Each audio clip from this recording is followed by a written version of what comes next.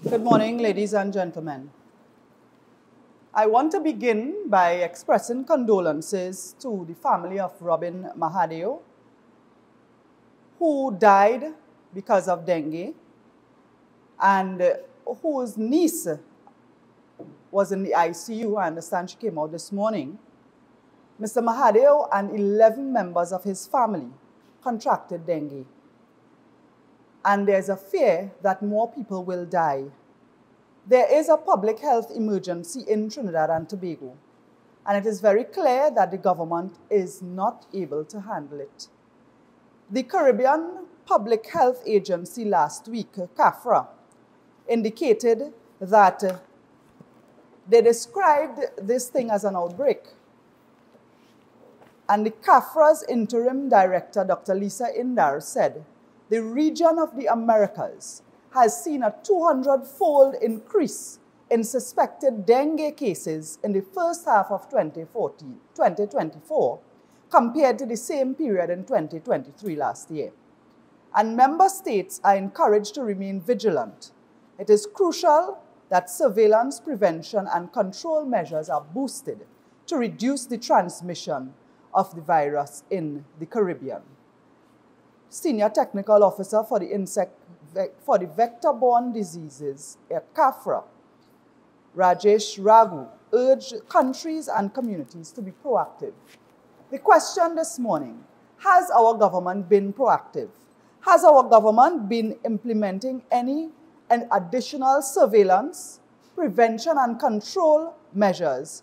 And has the government done enough to boost the reduction of the transmission of the virus and the mosquito presence in Trinidad and Tobago?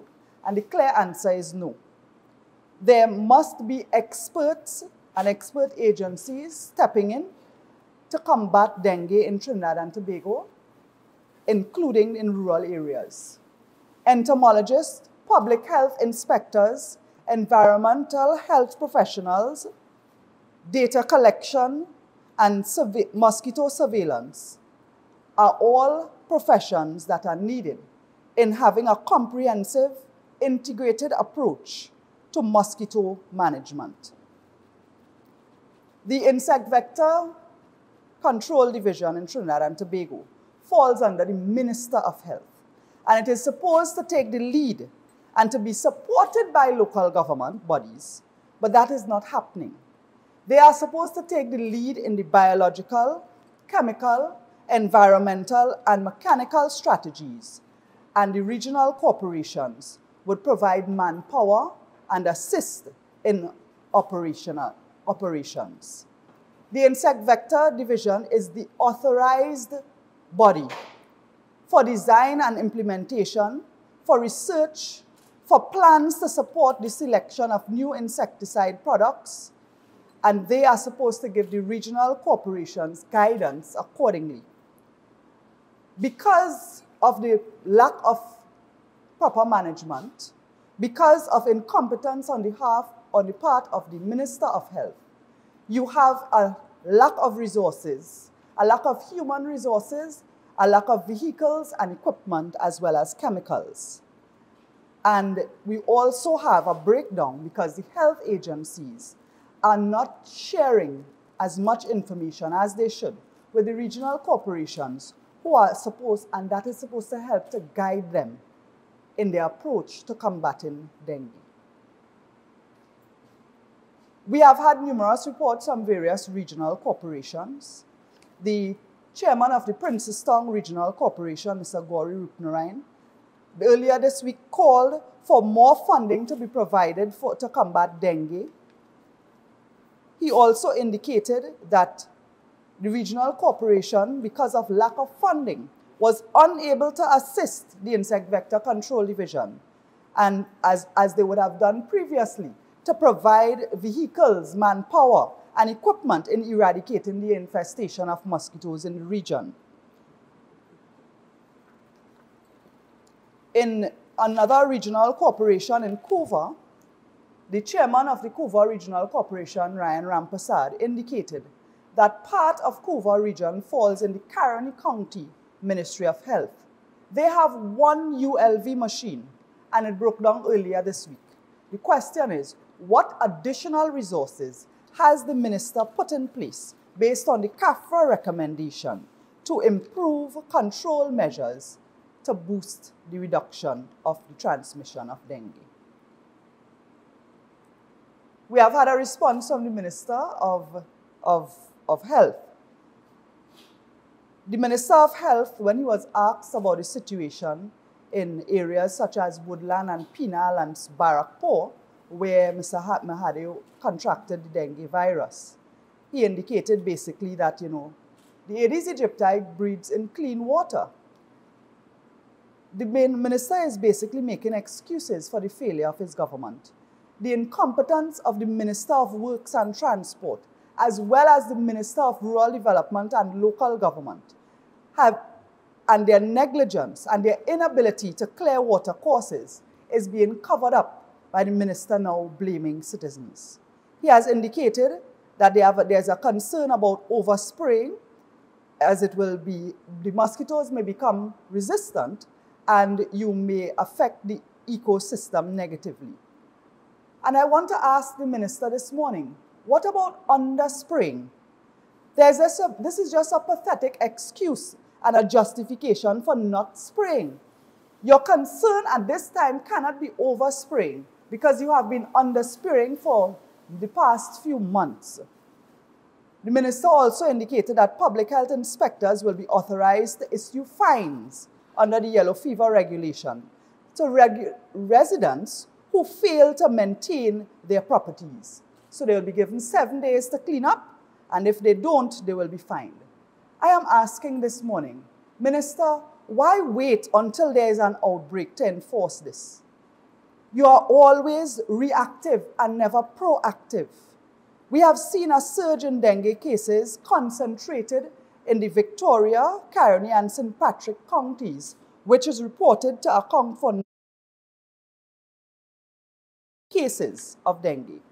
And I ask, what steps have been taken to utilize resources to control the spread of the virus?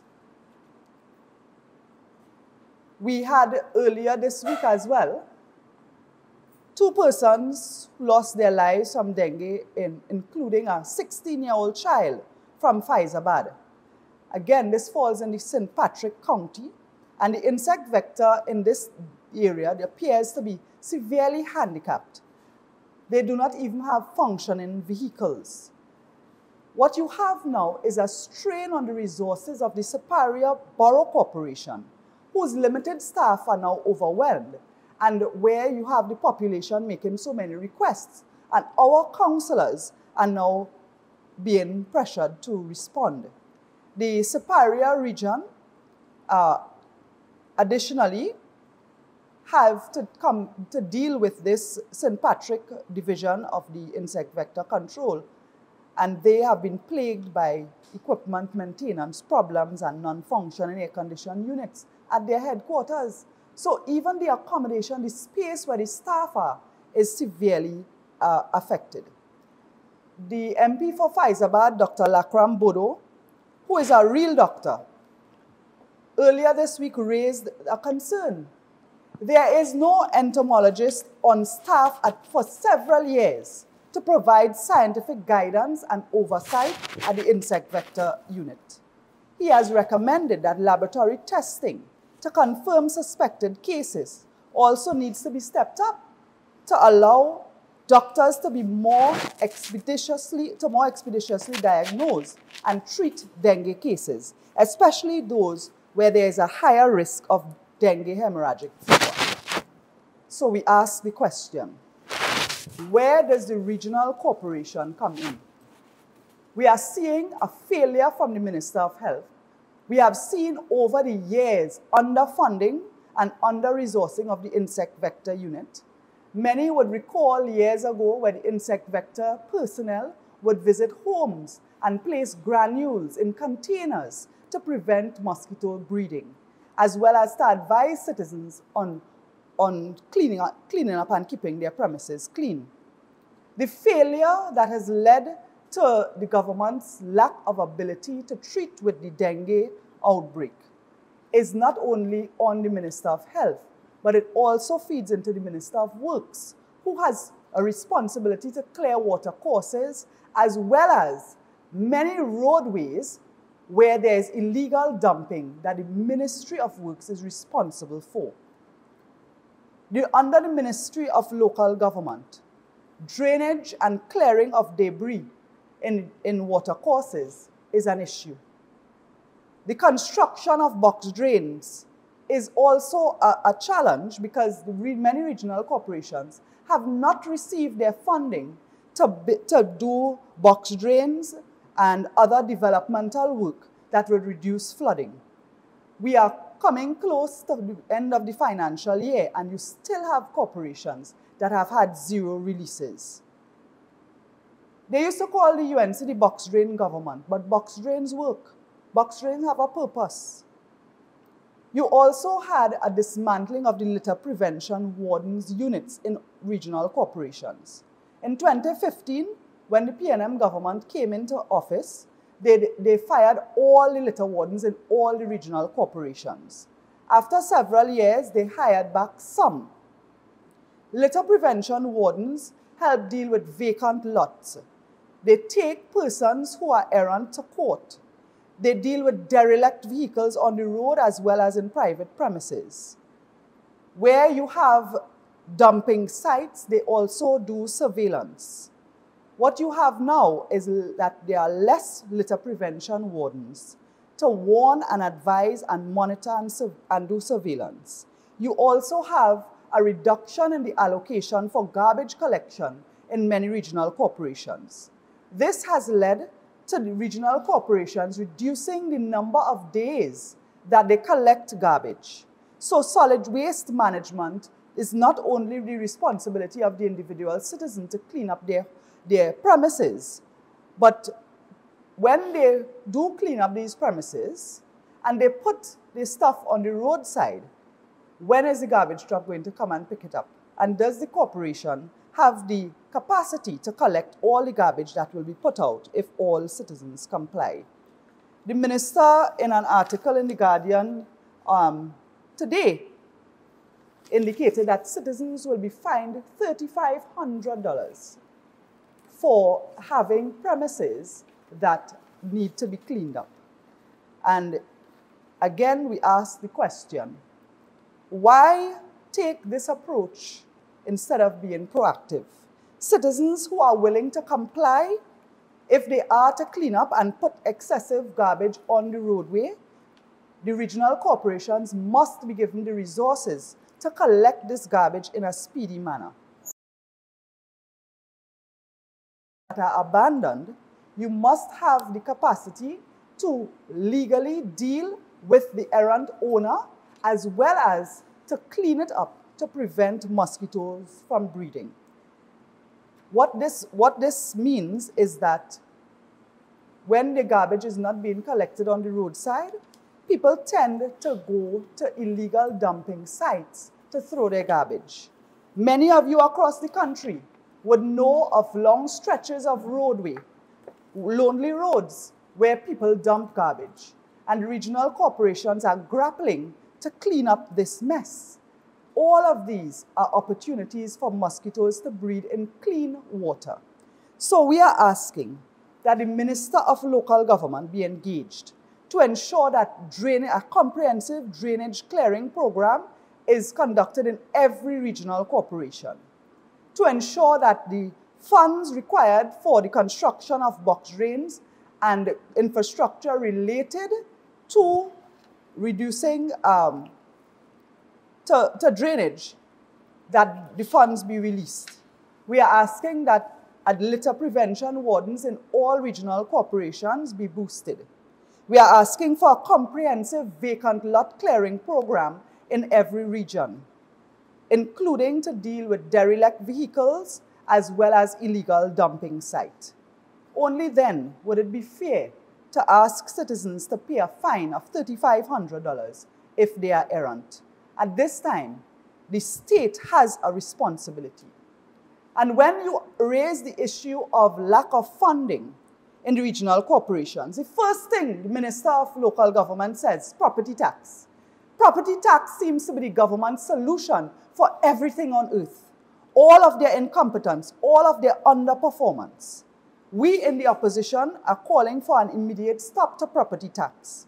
The government seems to still have no idea what they are doing. The Minister of Finance himself admitted that the implementation of property tax has been challenging, with the government, as he says, navigating in uncharted territory.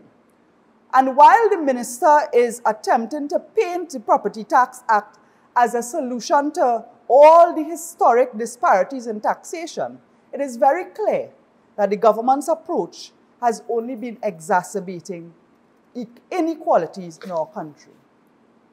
The property tax relies on annual rental values as a basis for property taxation, and that is inherently flawed.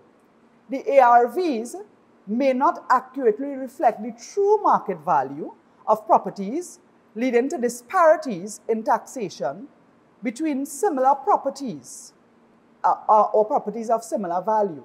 And we have evidence of several persons who would have brought their document they received from the Ministry of Finance indicating the assessment done by the Ministry of Finance for their property. And we are saying there are so many disparities. How are you valuing properties?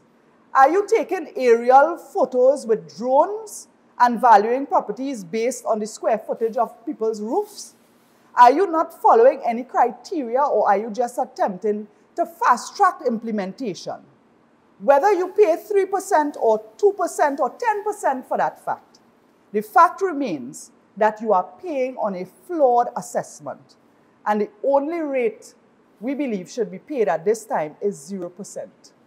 Instead of rushing to implement property tax and all the amendments, the government needs to prioritize developing equitable and sustainable solutions that will address the root cause of taxation inefficiencies and inequalities. The government needs to address its own methods of bringing resources to Trinidad and Tobago. And this does not involve taxes. My friends, we are seeing an approach by the government where they have shut down Petrotrin and a number of other initiatives that were responsible for bringing resources to our country's coffers. The government seems to have now resorted to tax, and more tax. They have the property tax on the table, and they have also, let me remind you, threatened to increase electricity rates, another way of collecting revenue from citizens. So in addition to the new heavy taxes, this cruel government is now attempting to further burden the pocket of taxpayers through increased electricity rates. And they are once again looking to suffer citizens of this country to bail them out of their incompetence and their bad decisions. And I want to remind the population that there were several consultations throughout the country. I attended many of them. Our UNC representatives attended, and our shadow for public utilities was present at all these consultations, but Mr. Barry Padarat. And that proposal to increase electricity rates was heavily rejected by the citizens. We have not heard anything on this matter, and we are asking, do you intend to ignore the contributions from those consultations? Was the consultation then just a farce? Are you going to neglect the voices of the citizens? Are you going to continue by increasing electricity rates, continue by bringing property tax as a way to compensate for your incompetence? The situation that we are facing now with this dengue outbreak is serious. CAFRA has indicated the seriousness of what they call an outbreak, not the UNC. I am calling on Minister of Health to stop politicizing the dengue issue. It is a very serious matter. The data and the statistics support what we are saying. We are not making unreasonable requests. This is as a result of your neglect for quite some time. Insect vector division units all over Trinidad and Tobago are understaffed. We have several reports of areas where there are no vehicles or vehicles that are only partially functional. We have many of the employees who take monies out of their pocket to purchase tires, to repair vehicles, to put brakes on the vehicle, so that they could go and do the work and to serve the public. We have ULV machines that have not been functioning. While the regional corporations have engaged to do spraying of households, we need to have better collaboration between the Insect Control Division and the regional corporations so that they will be guided by scientific data. In our regional corporations, the funding that is available for insect vector control initiatives also has to be boosted, because the regional corporations help man the operational aspect, and they should be guided by the experts at the Insect Vector Division. It is very clear that the Minister of Health is burying his head in the sand by not acknowledging the problem, and it will not help Trinidad and Tobago if the minister continues to politicize this issue. So this morning, the opposition is calling on the Minister of Health, on the Minister of Local Government, and the Minister of Works to do what is necessary to reduce the dengue outbreak in Trinidad and Tobago, to reduce the breeding grounds for mosquitoes, and to ensure that the mosquito population is controlled in every part of Trinidad as well as in Tobago. I thank you.